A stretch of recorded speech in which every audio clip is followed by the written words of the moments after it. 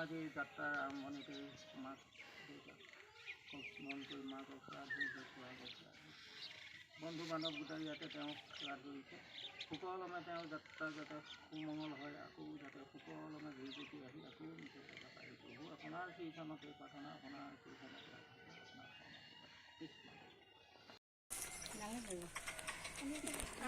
আপুনি মানে নাযায়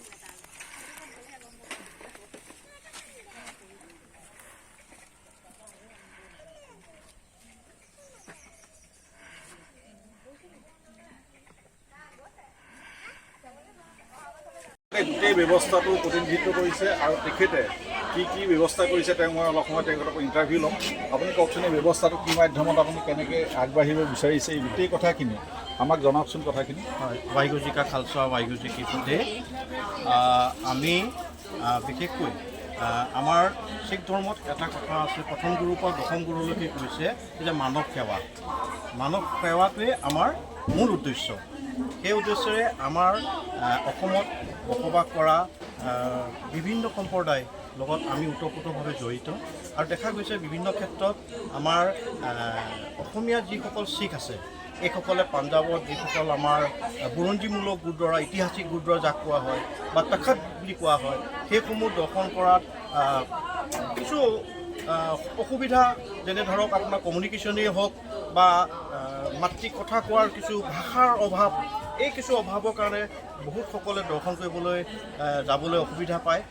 তেনেস্থলত আমি ভাবোঁ যিহেতুকে গুৰু মহাৰাজৰ কৃপা, তেখেতৰ আদেশতেই আমি যোৱা নৱেম্বৰ 1 তাৰিখে 96জন যাত্ৰীক লৈ, তীৰ্থযাত্ৰীক লৈ আমি পঞ্জাৱৰ বিভিন্ন গুৰুদ্বাৰা আমি দৰ্শন কৰিছোঁ আৰু ইতিমধ্যে আমি এতিয়া আমাৰ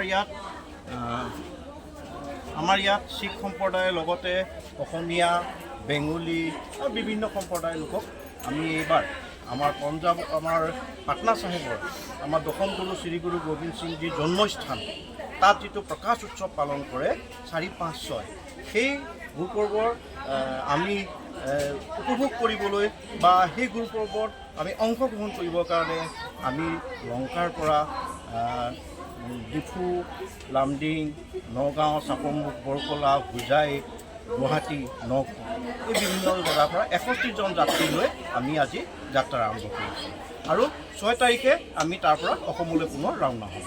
ইতিমধ্যে তেওঁক সম্পূৰ্ণভাৱে